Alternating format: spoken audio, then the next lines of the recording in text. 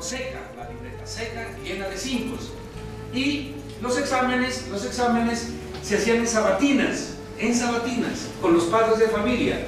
Entonces ponían unas preguntas en unos papelitos y en una bolsa uno sacaba la pregunta. Por ejemplo, diga, ¿cómo fue la batalla de Boyacá?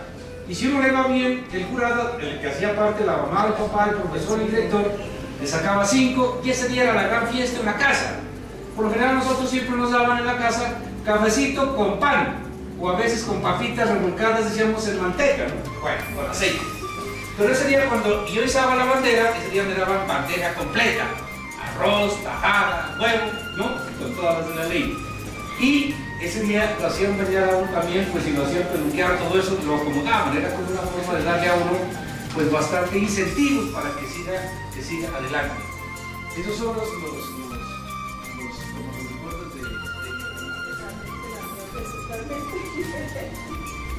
Yo estudié en un colegio privado, mi hijo, y pues los recuerdos así como de los profesores que le marcaron a uno la vida. Hay una profesora inglesa que nos enseñaba, yo aprendí primero a leer y escribir en inglés, que es como la forma que desde pequeños uno pueda aprender el idioma rápidamente. Y había una profesora que le enseñaba a uno matemáticas, una señora con una pinta loquísima, yo la miro y como que una pinta loca danzando. Pero era interesante porque ella siempre estaba enseñando las matemáticas, pero se preocupaba por otras cosas más allá de las matemáticas. Y ella formaba parte era de los profesores que formaba parte de los establos. Y en el colegio se buscaba la versión de los establos, pero no eran todas. No eran los scouts colombianos, sino los ingleses. Entonces las niñas no se llamaban naditas en esa época estaba separado hombres y mujeres en los scouts, sino se llamaba, pues era el uniforme que usaban en Inglaterra y se llamaban brownies. Entonces ella pues introdujo en ese espacio del servicio comunitario, el apoyo a las comunidades a través de estos procesos y siempre muy crítica frente a las injusticias que se podían cometer tanto con los niños como con las niñas. Los castigos eran sentarse a escribir bien las palabras. Pues a mí no me tocó la época de la letra con sangre, sino fueron otro tipo de castigos, ya eran castigos en términos de un poco hacer conciencia la falta que uno había cometido y establecer uno mismo qué castigo había hecho. Usted había dicho que nació en el campo.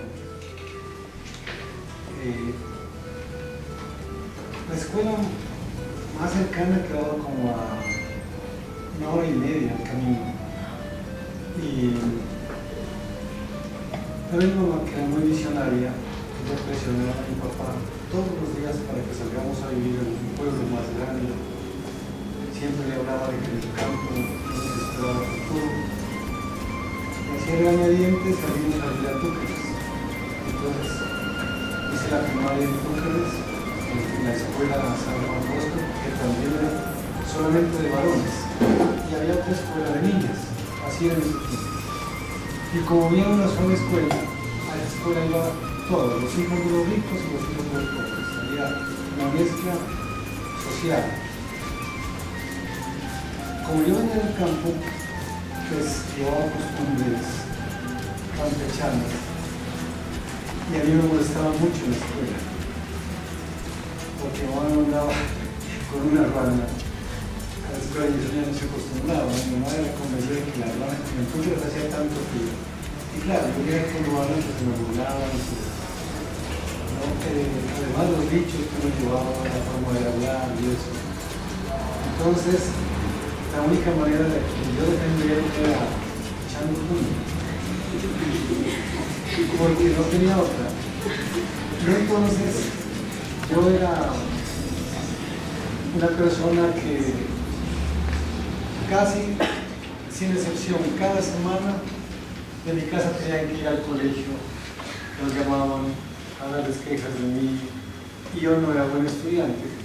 Y digamos, no tenía buenos rendimientos. Y pasaba era porque, no sé, por alguna consideración. Entonces yo recuerdo que era muy bueno para educación física.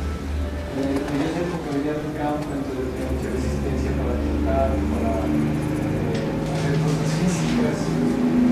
Y me encantó desde muy pequeñito el fútbol.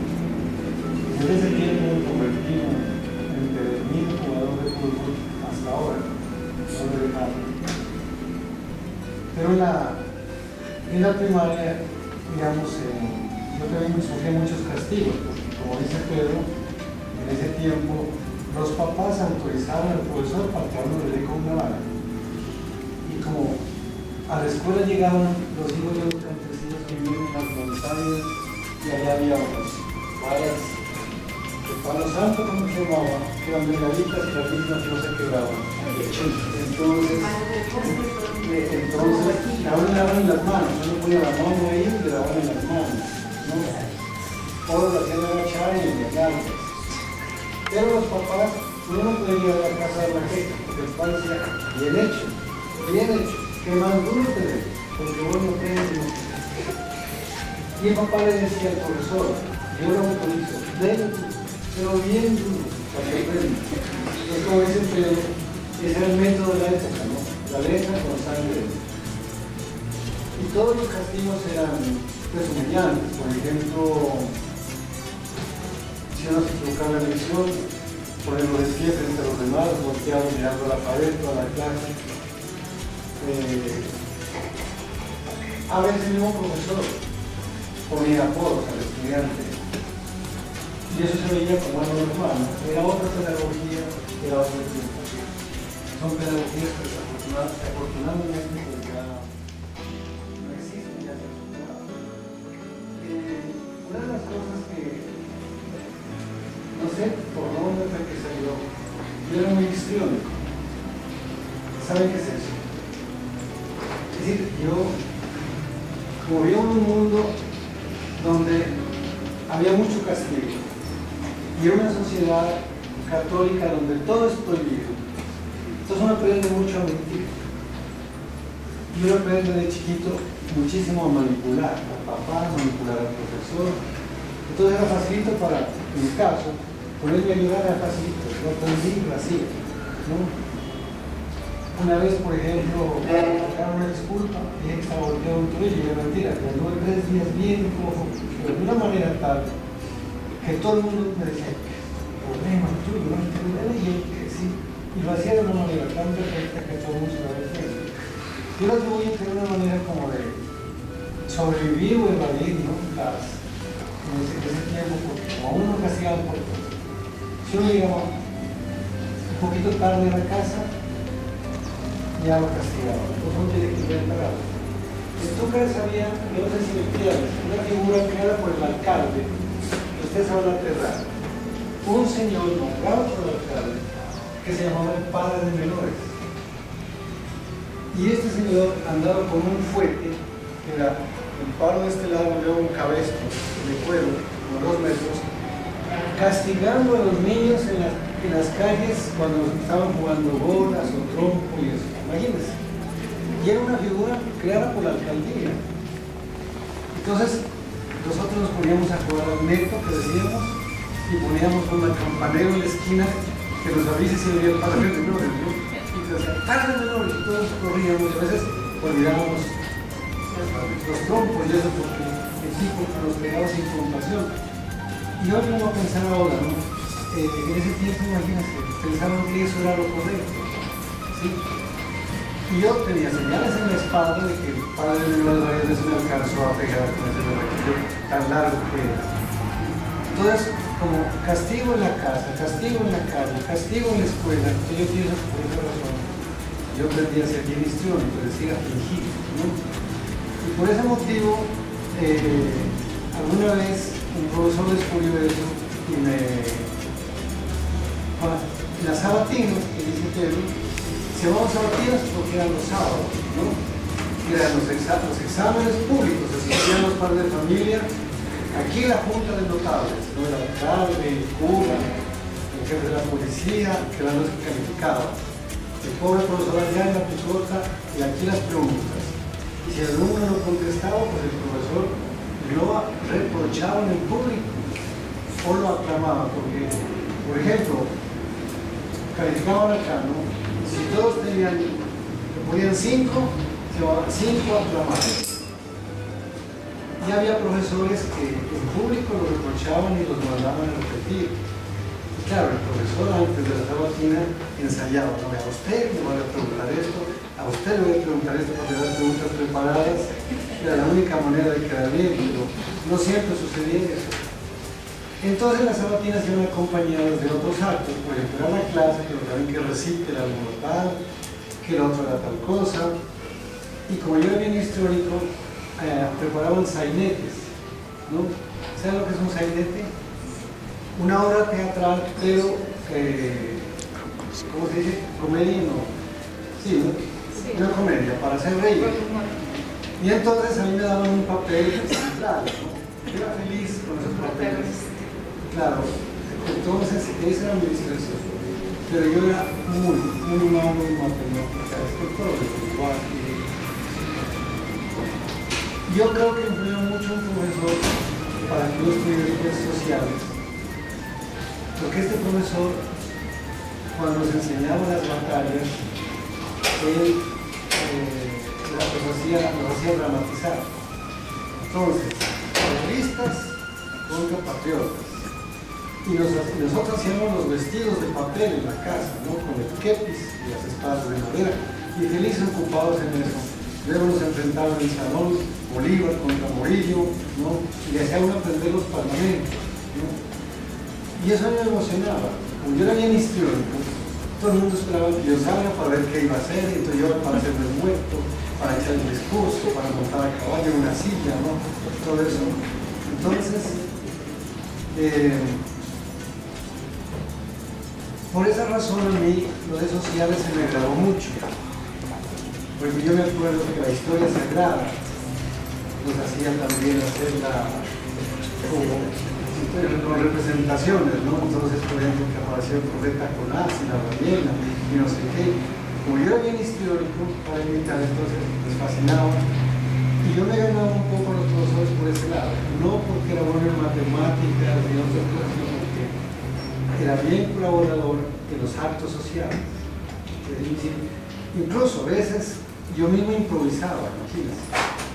Por ejemplo, me tocaba el papel, y por esto acabo, ¿no? Por ejemplo, en un sainete me tocaba entrar y decir, señorita, le enviaron una carta porque yo hacía de un sirviente metido que oía los chismes detrás de las puertas y entonces que metía cuentos en la familia, ¿no?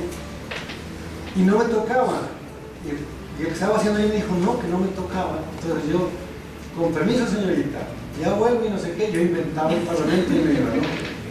Y cuando yo me tocaba entrar, y ahí sí, señorita, ¿cómo le parece que le ha llegado otra carta? Entonces, todos se daban cuenta que eso, la gente me aplaudía y todo eso. Entonces, por ese lado yo era el que me distinguía, ¿no? Pero, y por el deporte, por el fútbol. Pero en las asignaturas corrientes, yo creo que los profesores me las regalaban porque, pues, yo caía bien por ese lado.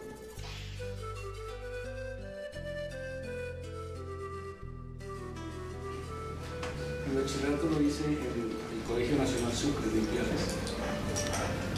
Ese colegio era como de los mejores, que competía con el Colegio Champañá de Ipiales. Seguía siendo mixto, seguía siendo para hombres, masculino, ahí no había mujeres. En este colegio de Nacional Sucre, entonces ya había profesores especializados, ¿sí? Que enseñaban, uno dictaba historia, otro dictaba geografía, otro dictaba inglés, otro dictaba educación física, otro dictaba la química, la física. En cambio en primario uno tenía un profesor o profesora para todo, ¿cierto? En cambio acá ya uno ya encuentra la situación de la especialización. y a mí me gustaba bastante la cuestión de la historia y la geografía, y ahí sacaba buenas notas, porque el profesor de historia, el profesor Jorge Martínez, muy bueno. Él nos enseñaba la historia, por ejemplo, de México, del Gran Tenochtitlán, recitaba y hacía como de cacique, y realmente la historia, sin ser muy crítica, muy profunda, pero era muy bien contada, era bien contada, un relato muy bueno que a uno le agradaba la historia. Y a uno por lo general le gusta la materia cuando el profesor le enseña bien, ¿no es cierto? Y uno aprende bien. Lo mismo la geografía, porque nos hacían hacer mapas. En esa época uno tenía un cuaderno en donde hacía los mapas y los coloreaba y sabía hacer los mapas de memoria, pero el profesor hacía primero los mapas en el tablero con tiza, y había tiza blanca y tiza de colores, y entonces uno tenía en su cuaderno también su cajita pues de colores, y pintaba bien los mapas y aprendía bien la geografía. Por eso a mí me gustaba bastante mucho la geografía y la historia. Las otras materias de matemáticas, física, química era flojo malo, y entonces cuando el profesor no nos enseñaba bien, yo aprendí a hacer muy chambuquero, a hacer trampa, ¿no? O sea, hacer papeles, ¿no?, por aquí en las manos y para el examen, porque eran prácticamente a veces memorísticas, y uno que tenía que aprenderse un poco de fórmulas sin sentido, y entonces cuando la educación no tiene sentido, uno prácticamente no aprende esas cosas, tiene que de memoria, y resulta que no podía yo aprender de memoria las fórmulas. Entonces, ¿qué le queda a uno? La trampa, el chancuco se llamaba en esa época. Y cuando le cogían uno el chancuco, entonces simplemente le ponían 0, ¿no? Y pues perdía la materia. Bueno, la situación del bachillerato, el bachillerato hasta el grado cuarto de bachillerato, había primero, segundo, tercero, cuarto, quinto y sexto de bachillerato. Sexto era el grado 11 hoy en día. Yo estuve hasta el grado cuarto, estuve en el Colegio Nacional Sucre de Ipiales. Ahí tengo una gran experiencia que incidió mucho en mi vida. El primer año de bachillerato lo perdí. Perdí el año porque me salía del colegio, no iba al colegio para jugar fútbol. Me gustaba mucho el fútbol.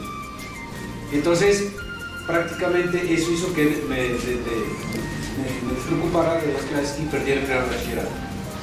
En la casa me recibieron, lógicamente, me amarraron a un pilar y me dieron fuerte hasta más no poder. Que las cosas eran duras. Inclusive le echaban a uno aquí en las piernas, pues de lado duro. Esa situación fue tan dura que yo me volé de la casa, me fui de la casa, yo tenía unos tíos en Tulcán, en Ibarra y en Quito. Me fui a Tulcán, tenía 11 años, 12 años, me fui a Tulcán, allá estuve 3 meses, de ahí me fui para Quito, me fui para Ibarra, y prácticamente estuve cerca de un año estuve viviendo en el Ecuador, conociendo el Ecuador solo, a edad de 12 años. Y pensaba yo quedarme prácticamente viviendo en el Ecuador. Conocía Riobamba, Otavalo, no alcancé a llegar a Guayaquil, porque resulta que ya mis padres, mi mamá sobre todo preocupada por mi persona, ya había dado aviso a la policía, y en una oportunidad viajando por un retén me detuvieron a mí. Con una fotografía me retuvieron y prácticamente me regresaron otra vez a Ipiales a estudiar en el Colegio Sucre.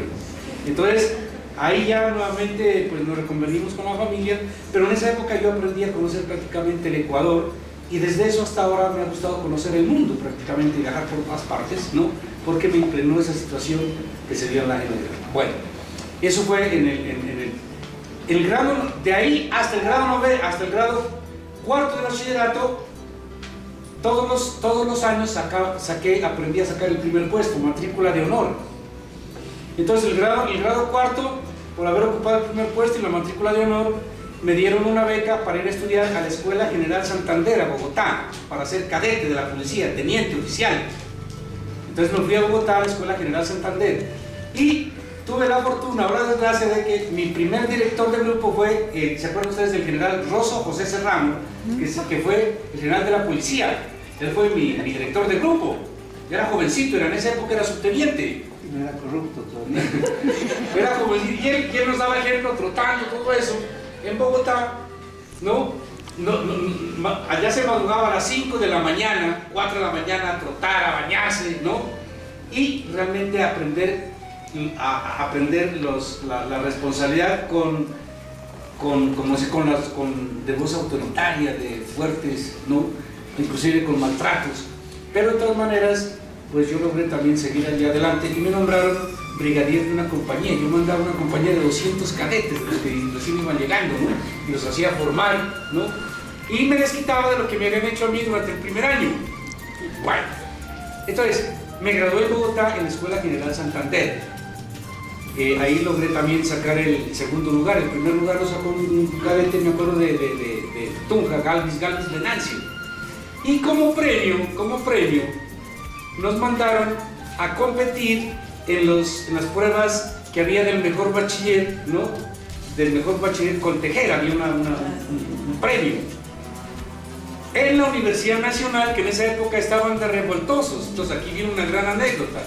Nosotros nos fuimos bien uniformados de gancho con Galvis Venancio en taxi, porque los cadetes no podían subir en bus, sino en taxi. Pero bien uniformados, ¿no?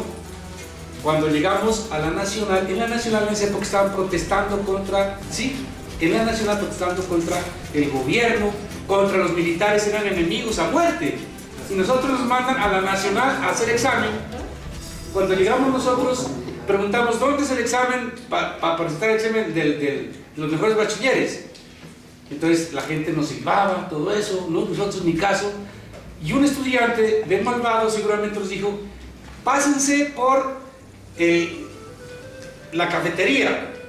Una cafetería grande, como había cerca de 500 estudiantes, estaban ahí desayunando. Cuando nosotros entramos, todo el mundo, pues como en voz de protesta, porque llegaron los militares que no nos podían ver bien pintura, cogieron los platos y con las cucharas empezaron a darle a la mesa, así. Y un ruido grande, ¿no? Era en voz de protesta porque nosotros estábamos ahí, ¿no? En el comedor. Y nosotros, pensando que ese era un ejercicio que ellos hacían, también cogimos una cuchara y empezamos a hacer así, ¿no? Y claro, los estudiantes en vez de sacarnos a patadas eran tonteados de la risa, pues no de nosotros. Entonces dijeron, qué pena, nos dijeron, pero sálganse porque ahorita les echan piedra, ¿no? Y los escapan a matar. En esa época la guerra era bastante dura. Inclusive los estudiantes cogían a los policías y los quemaban. Y los policías les daban duro, ¿no? También a los estudiantes. Esas situaciones no han pasado. Ustedes se han dado cuenta, en la Universidad Nacional todavía siguen esas fricciones. Para esa época era más dura la situación. Bueno, entonces resulta de que yo terminé mi bachillerato y tuve un hermano que estaba estudiando precisamente en la Universidad Nacional. Entonces todos los jueves me iba a visitar a la Escuela General Santander y me decía, Pedro, salite, no es posible que tú sigas haciendo parte de la asquerosa bota militar, mejor estudiar sociales para construir el socialismo, ¿no? Vos estás aquí muy mal. Y entonces me decía que son las cuestiones autoritarias de allá y que entonces mejor que me sale. Entonces yo empecé a protestar por lo que nos mandaban, a cosas que no había que hacer, por ejemplo recoger un papel con la boca. Y yo decía, pero ¿por qué yo lo puedo recoger con las manos? No, decían, es que aquí el que manda soy yo y punto, aquí se cumple lo que se dice. Entonces yo empecé a tomar conciencia de esa situación de explotación de los derechos humanos, de violación, etc. Entonces prácticamente decidí retirarme de la Escuela General Santander y regresar prácticamente a Ipiales. En Ipiales, pues lógicamente mi papá sobre todo, fue muy mal vista esa situación y me sacó de la casa. Entonces me saca de la casa, ¿no? Me dijo, te vas porque realmente no quisiste hacer lo que queríamos. Entonces me fui a trabajar al Putumayo, a la Texas Petroleum Company. Me fui a trabajar a la Texas Petroleum Company, estoy trabajando allá durante 6 meses y cuando yo estaba trabajando, de pronto veo a mi madre. Mi madre me dice, mi hijo, lo ando buscando usted, no puede seguir acá trabajando, mire cómo están las situaciones con vos, cubana. Yo estaba trabajando en Los Salesales, que es una parte montañosa que queda, ¿no? Entre Puerres y Monopamba, el sector de por allá. Entonces mi mamá dijo, venga, mejor vaya a estudiar a la Universidad de Nariño. Y para finalizar esta anécdota, ¿no? En la Universidad de Nariño es interesante. Mi mamá era muy entradora, muy fuerte, muy berraca, como se dice, de empuje. Me trajo desde Los Salesales, Puerres a Pasto directamente y dijo, vamos a hablar con el decano de la Facultad de Educación para que te reciba. Y habló con el doctor Alberto Quijano Guerrero, que era decano de la Facultad de Educación, y le dijo, y había un poco de gente que estaban haciendo cola, y mamá se pasó por encima de las colas. Señor, haga cola. No, señor, dijo, yo soy Hortensia Moreno de Verdugo y vengo a entregar a este muchacho al decano para que me lo ponga a estudiar. Y se entró allá y le dijo, señora, tranquilice, pásamele a la señora así una hierbabuena para el susto, primero porque estaba bastante, pues no alterada. ¿Qué me le pasa, señora? Siéntese, dije, este muchacho estuvo en Bogotá, se fue al Putumayo y quiero que estudie realmente, porque anda vagabundeando y perdiendo el tiempo. Digo, bueno, tiene que hacer una entrevista, recíbamelo, porque si no yo no sé qué hacer. Entonces me dijo el doctor Cano, bueno, se lo vamos a recibir, señora, ¿qué quiere estudiar? Entonces yo dije, ¿qué había? En esa época había derecho y en educación había idiomas, matemáticas, había pocas carreras. Y también ya se había iniciado sociales, la carrera de sociales. Entonces yo me acordé de mi hermano Germán que me dijo que era necesario construir el socialismo para una nueva sociedad. Entonces sociales, socialismo, antes yo quiero estudiar sociales. Y así entré a la carrera de ciencias sociales. Ay, claro, porque por ahí queda lejísimos del centro urbano. Quedaba en Suba, pues hoy en día Suba es parte de Bogotá, pero en esa época era lejísimo. Era como estudiar el tango, una cosa así, bien lejos. Realmente a mí no había materias así que no me gustaran, me gustaban todas. Y pues sí, de acuerdo, a uno lo marcan los profesores, uno le coge amor o no a una asignatura de acuerdo a quien se le enseña. Pero realmente no puedo decir que tuve malos profesores, tuve muy buenos profesores y no había una asignatura así que no me gustara.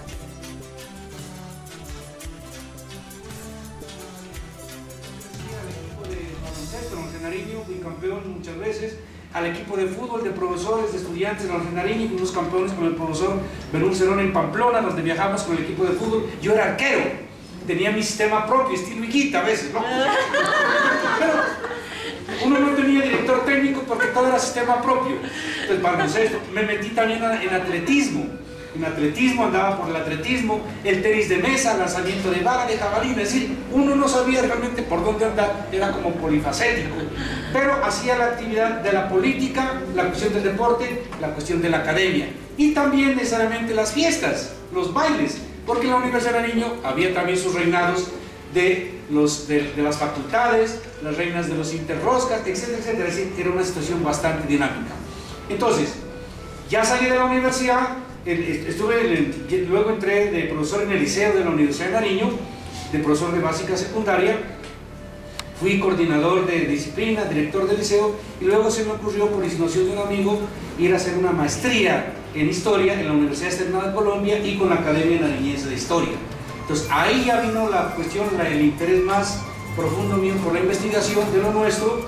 Yo hice una tesis de grado que me parece un aporte nacional, y yo hice un estudio sobre la guerra civil que se llamó La Guerra de las Escuelas en 1876-1977. Hay un libro sobre esa cuestión.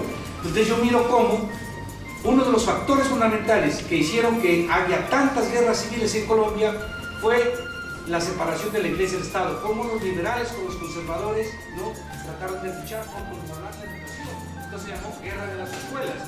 Y había estudiantes en la Universidad Nacional de Colombia surge en 1867, durante la presidencia del doctor Santos Gutiérrez, y la guerra civil fue en el 76-77. Había estudiantes, yo lo encontré eso en el archivo, porque uno para investigar tiene que ser perseverante, ir al archivo, a las fuentes para interpretarlas y poder construir conocimiento, ¿no es cierto? Uno no puede inventarse, porque si uno se inventa viene a ser como novela, digámoslo así. Entonces uno tiene que ir a las fuentes.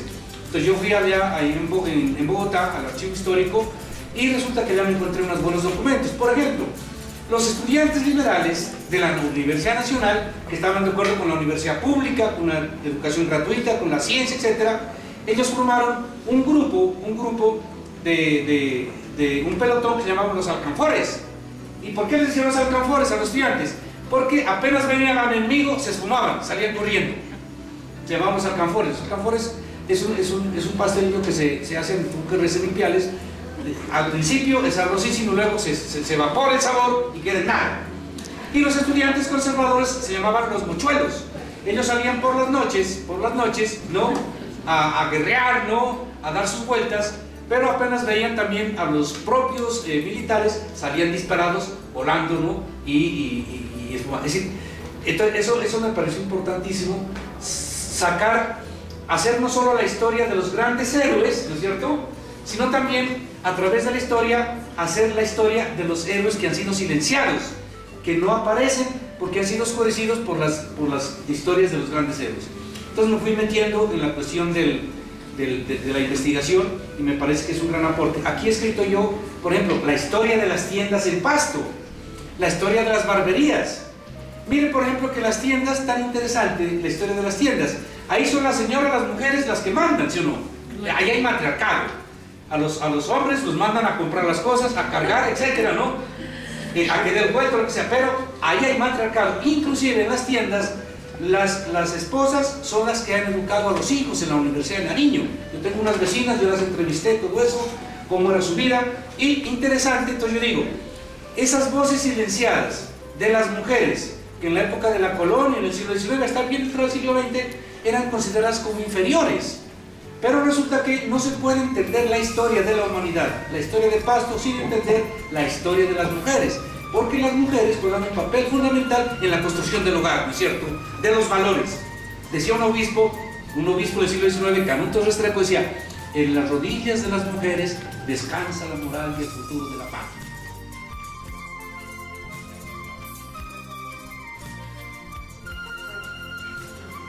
Lo que tú decías, señora Carnaval. Yo he investigado el carnaval, empecé estoy investigando las fiestas patronales, con presencia de danzantes, básicamente.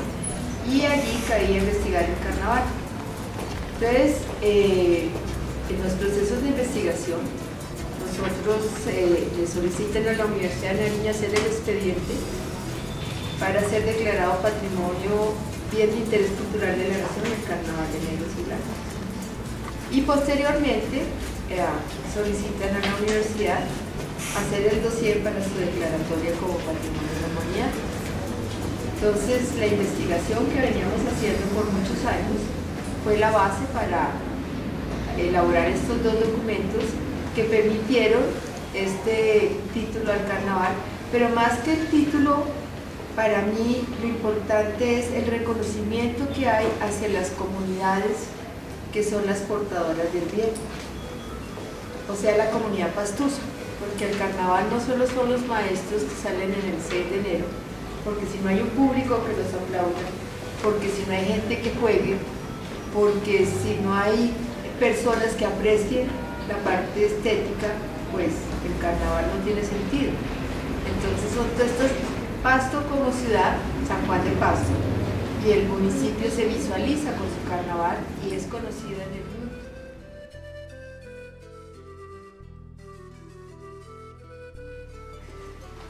Yo pienso que el punto de partida fundamental está cuando uno adquiere un grado de conciencia social. Yo entiendo por conciencia social una sensibilidad para ver a la sociedad no como algo neutro, sino verlo como algo de lo cual uno hace parte y en lo cual uno tiene que tomar partido. Es decir, cuando uno escribe, cuando uno piensa, no hay que ver a la sociedad como una sociedad igualitaria, sino como lo que es una sociedad como la nuestra, por ejemplo, que es una sociedad excluyente, ¿no es cierto? Una sociedad marcada profundamente por grandes divisiones de clases económicas, de educación, y entonces cuando uno llega a un poco a angustiarse y a preocuparse por eso, uno dice, bueno, ¿qué puedo hacer? ¿Sí?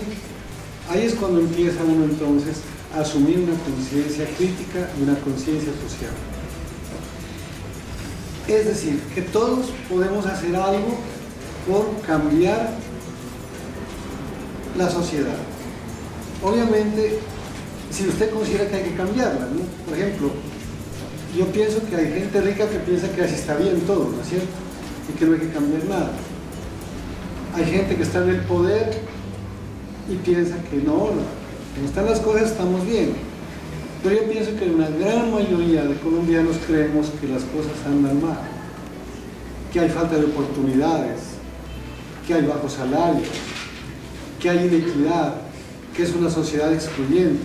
Entonces la pregunta es, bueno, si eso es así, yo no está conforme, lo que todos debemos preguntarnos, ustedes, nosotros, es, bueno, ¿qué puedo hacer? Cuando se dice ¿qué puedo hacer?, cada uno tiene la obligación, desde su perspectiva, desde su puesto de trabajo, definir qué va a hacer. Pero lo único que yo sé que no se debe hacer es ver al enemigo como algo que hay que destruir. Por ejemplo,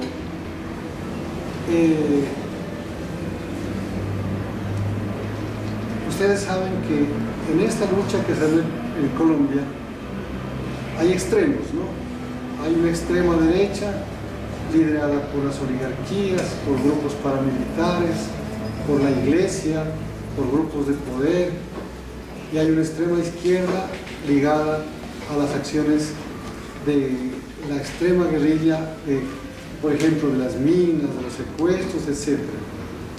¿Sí? Yo diría que no está por ese lado la actuación, sino por el lado de un cambio basado en una discusión que esté garantizada por unas coordenadas de libertad. Dicho de otra manera, para los que nos toca vivir en la academia, tenemos que entender que si estamos en la academia es porque no es la piedra ni es el garrote la solución, sino para nosotros digamos, nuestra forma de pelear es con el mejor argumento, ¿sí? Entonces, una discusión no la gano porque soy más grande, o porque intimido al otro, o porque grito más, sino porque tengo el mejor argumento.